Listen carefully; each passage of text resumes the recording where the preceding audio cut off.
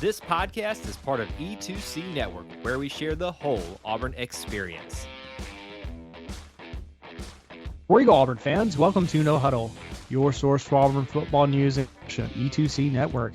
I'm AJ Richardson, and I'm also here with Jared Davis. Auburn got a win over Louisiana-Monroe. That sounds a little jargon. ULM. We're just going to say ULM. Louisiana-Monroe. It was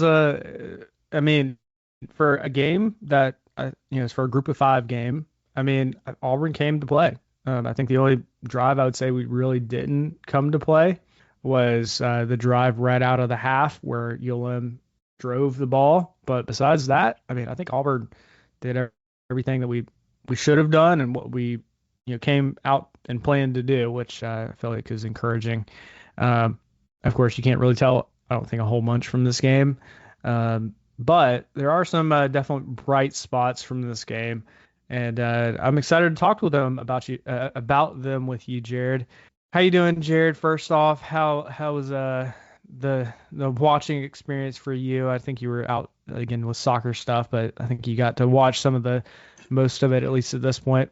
Yeah, I'm doing good, man. I appreciate it. I did not catch it live. I had soccer tournaments all over Atlanta this weekend, so did not get to catch it live. I saw, I was keeping up with the score, and then I got back to go back and watch the highlights, which is actually fun because you kind of, I want to have a good defense, but I just skipped all the defensive plays and watched all the offensive highlights. So, I got to see most of what happened, and we look good, but we should against ULM, but we did not last year against New Mexico State. So it's your every day, and we came through. Yeah, I'm glad that we came through honestly pretty good. Just put up 48 against ULM, and really it should have been only 7 points.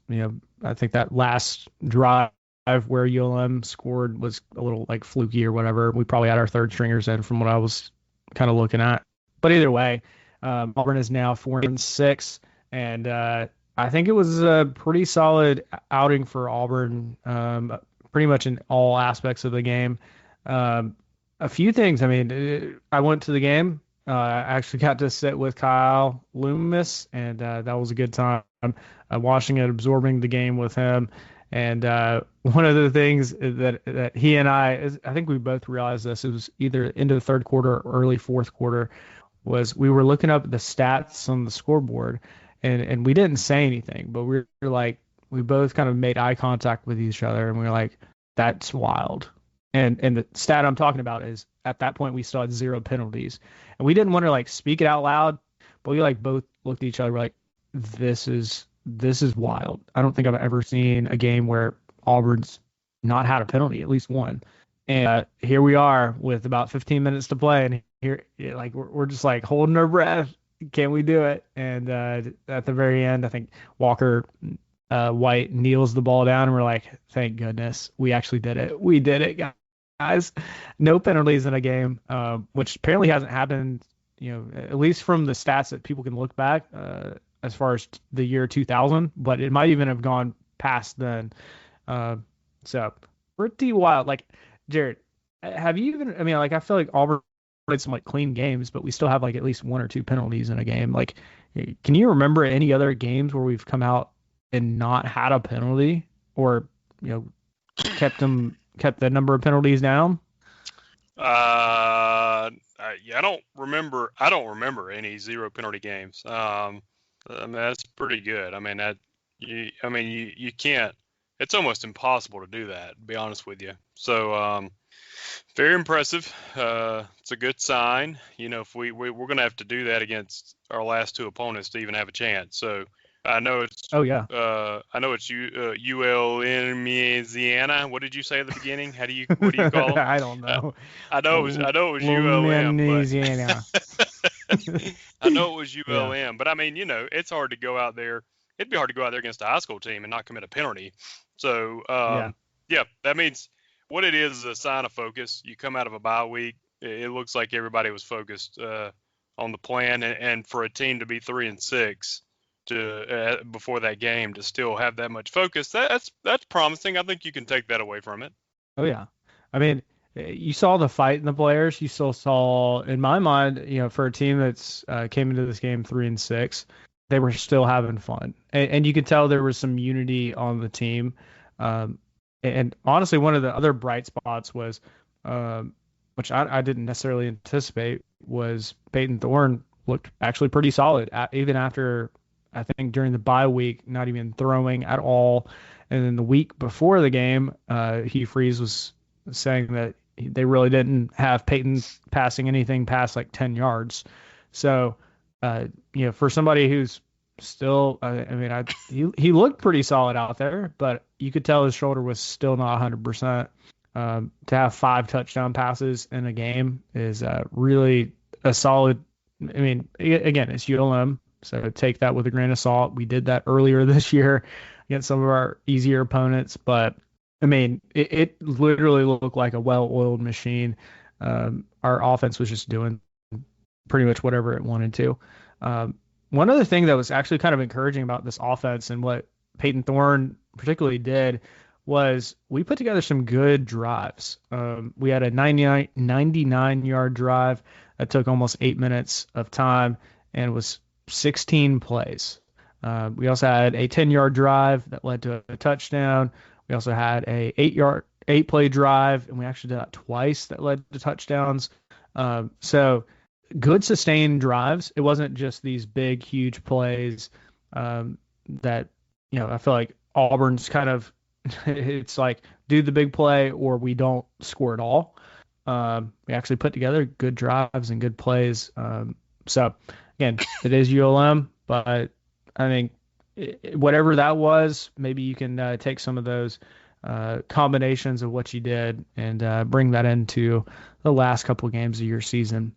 Anything else, Jared, that you particularly just from offense that you really stood out to you during this game?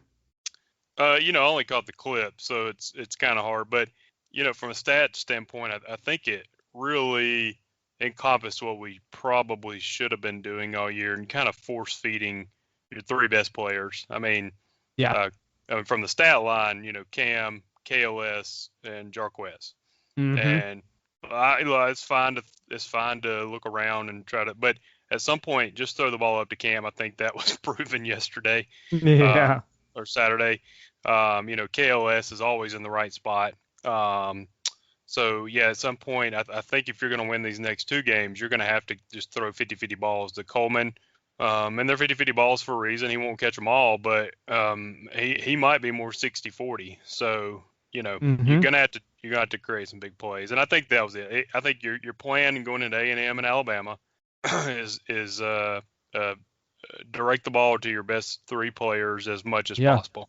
And then I would even say, like, a honorary kind of like 4th member, you got to feed Malcolm Simmons, because what's really impressive to me is he's a true freshman and he's playing anything but a true freshman. Like he feels like he's been around a long time. Like in some ways, if you remember back to like Ryan Davis back in the day, he was just like a strong, consistent, all around good player. And he wasn't flashy. He wasn't like the biggest dude out there, but he made plays. And I think Malcolm's kind of fitting that mold for this offense.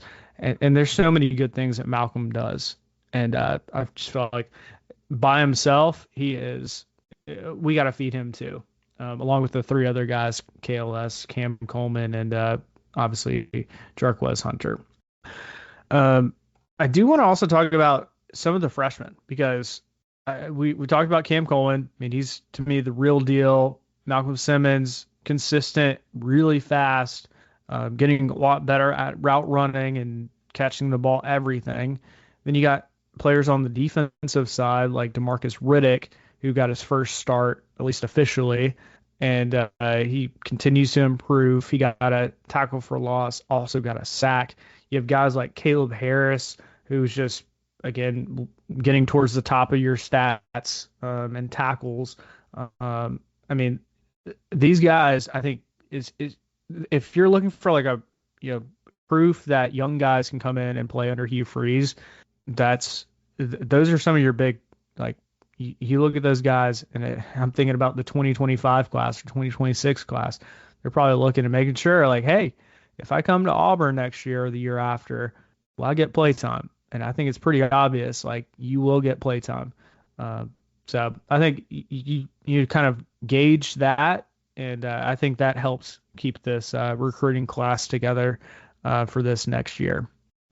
A couple other things, just because quarterback's obviously the big discussion, and Peyton Thorne got the start, played for pretty much 3 quarters, and again looked pretty solid. I mean, anytime that you get 5 touchdown passes, almost 300 yards passing, don't throw any interceptions, don't turn the ball over. I mean, that's a good day for a quarterback.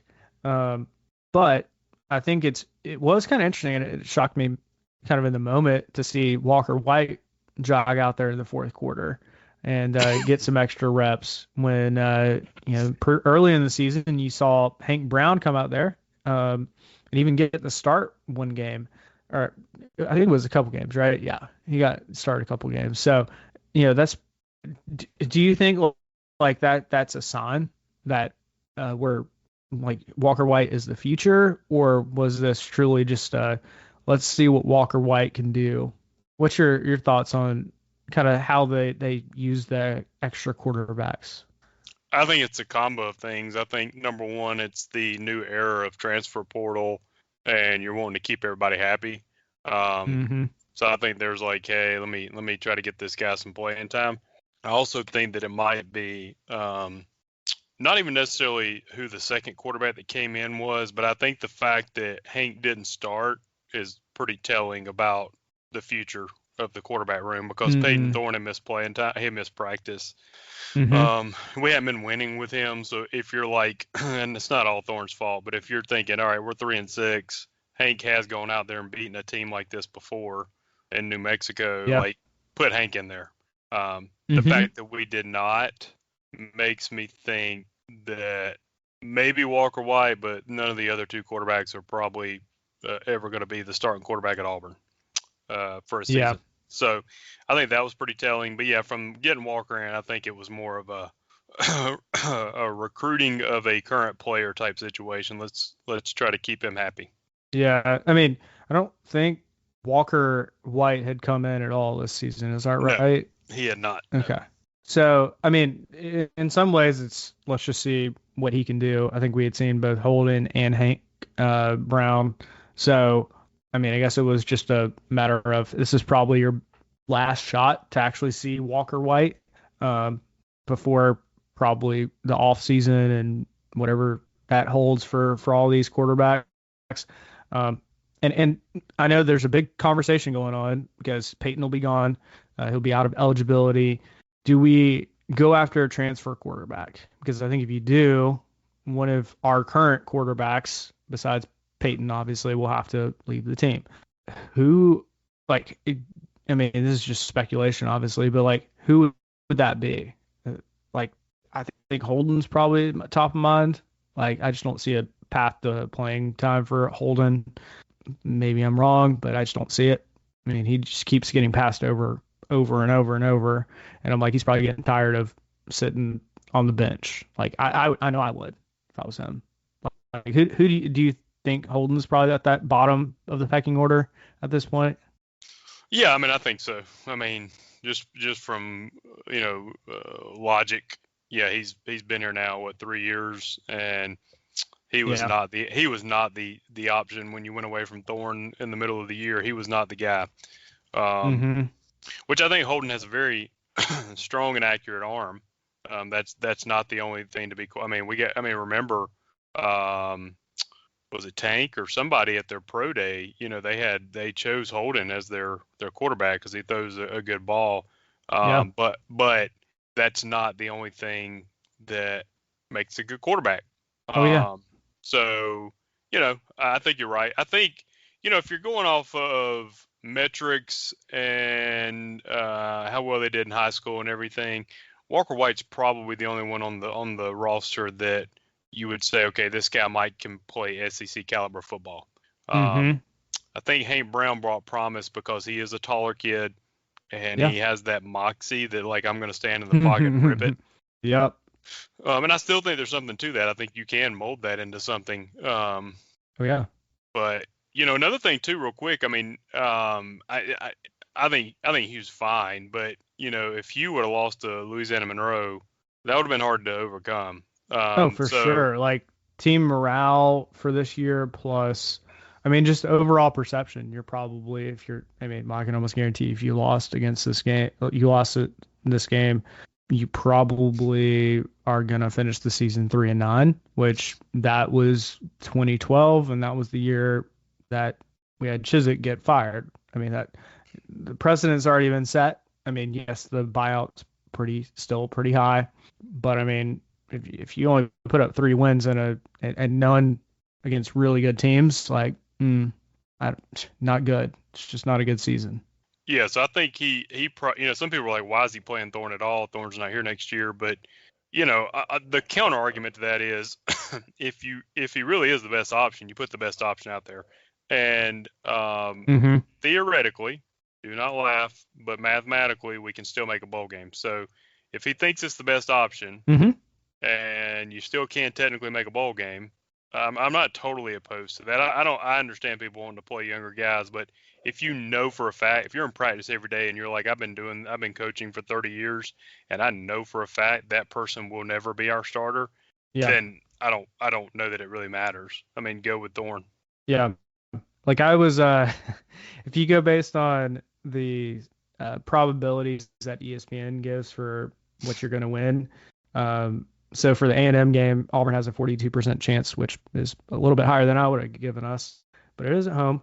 And then you've got Alabama at Tuscaloosa, and that's a 9% for Auburn to win. So I just did a little quick math here, and that's roughly around 4% chance that Auburn has of getting to a bowl game. So hypothetically, you're still possible, but I mean the odds are definitely not in your favor to do that. So here we are. I think A&M. I think that is a very winnable game. I'm worried about our offense more than our defense. I think we can keep them low enough, but can we produce enough points is going to be the key. Oh yeah, for sure. I mean, I feel like that's kind of, and anytime we've struggled, we'll have some offense that gets us ahead. Like I'm thinking Missouri game, Arkansas game, whatever. Like we get some lead, right, and then it all falls apart because our defense starts getting worn down and the other team starts moving the ball. And to me, like you got to counterpunch with offense, and Auburn's offense is not being able to counterpunch at all. You're just letting things happen to you. So that's got to change. That's got to change if you want to win either of these final 2 games against Texas A&M or Alabama. Another just kind of fun stat that I thought, I haven't seen anybody officially announce this one, if this has happened in the last, 15, 20 years, but it feels like it's pretty rare at Auburn is to have 2 wide receivers go over 100 yards with Cam Coleman and KLS, and also having a running back go over 100 yards, which was Jarquez. I like if you flip those around and said we had 2 running backs go 100 yards and 1 wide receiver go 100 yards, I think that's more that just the way Auburn plays. Typically, we run first a lot of times. That makes a lot of sense. But I bet it's been a very long time since we've had 2 wide receivers go 100 plus yards in a game, and a running back as well go 100 yards. So I feel like that was kind of a fun stat. Also, congrats to Jarquez for hitting 1,000 yards this season. Anytime you do that is obviously a big milestone, and it should be celebrated for him. And I mean, Jarquez, when he did that, they showed him on the big screen. Jarquez had this huge smile on his face. You can tell he definitely felt honored by it, and I feel like that's really good. You can see Jarquez still got that fire in him. Even after a not so great season, he's still out there competing. Another couple things, and I know we talked about Cam Coleman, but like, my goodness, that one-handed catch in the end zone, I feel like just needs to be talked about, because I have not seen a catch like that in a very long time. Like, that is something I feel like you rarely see in college football, just because these guys aren't as developed as, like, I'm thinking about in the NFL.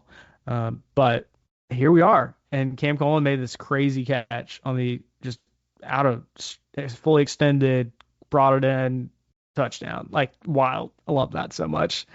Um, Jared, any comments on that particular play? Yeah.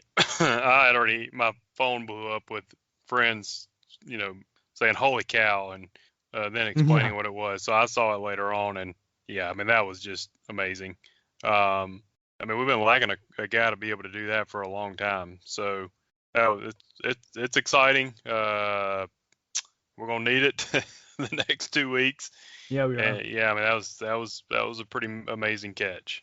Yeah, we're gonna need him to step up. We're also gonna need guys like obviously KLS to step up. I mean, he had a crazy catch as well. And man, those obviously it's not the best opponents. They don't have the best secondary compared to the SEC, but anytime you do that, it's definitely shows the flashes of the greatness that I think is to come with especially these younger guys. So I love that. Another couple things. I feel like our defense played exactly how they needed to, minus a couple of those drives that ended up scoring for ULM.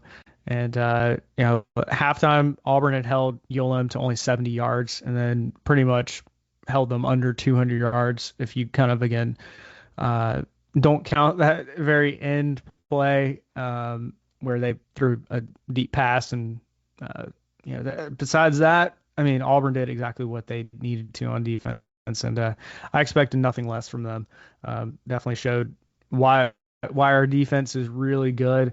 Jared, didn't you say you saw that we're in like the top 20 in like in defense right now? Yeah, I Something saw something like that ranked us 13th.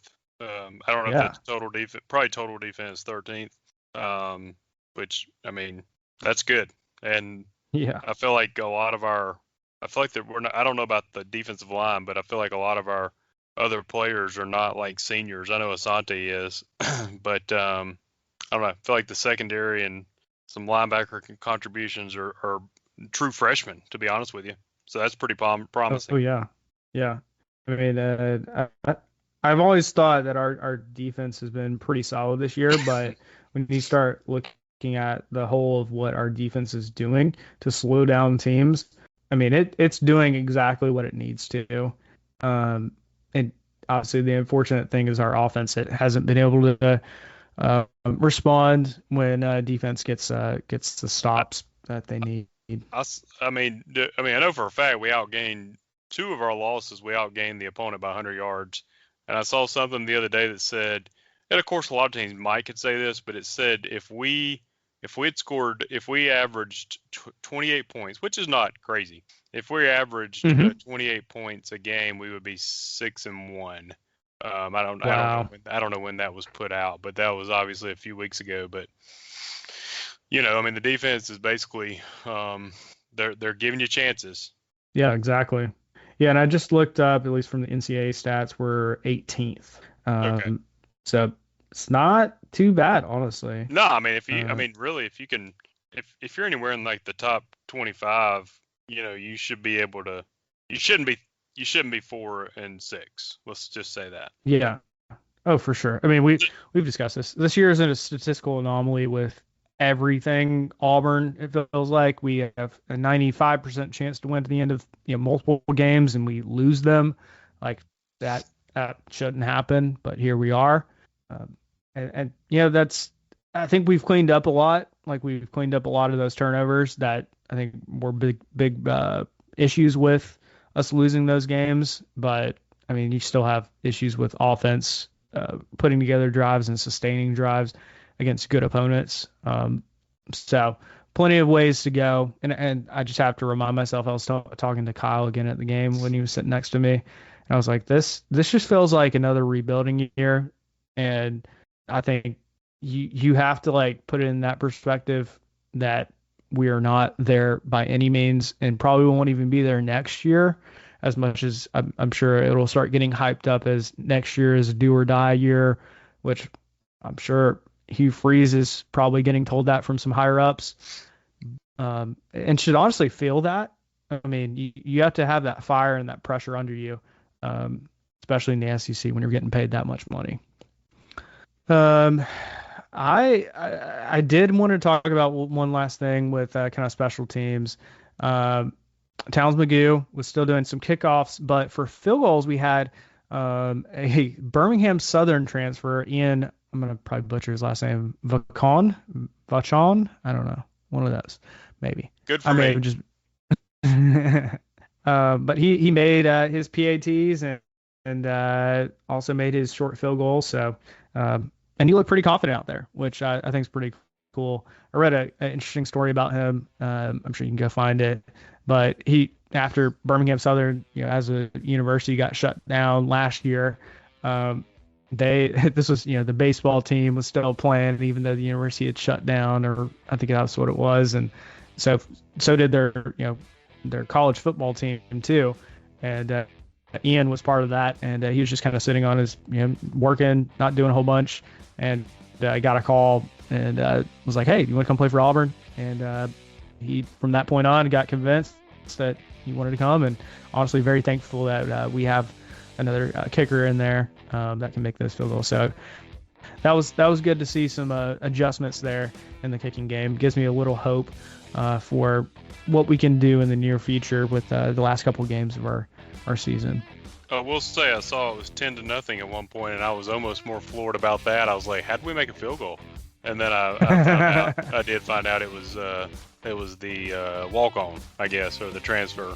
Yeah. That had made the field goal. Yeah. So I feel like that's kind of fun. You love to see that. I mean, Auburn's had some, I think it was last year? We had that same issue pop up. And, we'd have a backup come in there and kick some, and it's like, that's awesome. You'd love to see backups, especially walk-ons, come in there and do their thing. All right, Jared, any other final thoughts before we wrap things up here? No, sir. Not that I can think of. Cool. Well, how can the people find you and keep up with you? You can find me on Facebook under my name, Jared Davis. And you can find me on X at AJAY _. It's always great to be an Auburn Tiger and War Eagle. War Eagle. Thank you for tuning in to today's episode on the E2C Network. On your way out, I want to remind you to stop by e2cnetwork.com. It's your one-stop shop for all our content across our podcast, YouTube channel, and much more. To stay up to date with us, make sure you're following social media accounts such as Facebook, Twitter, and Instagram. While our content here may always be Auburn sports heavy, if it's orange and blue, it's what we do. War Eagle.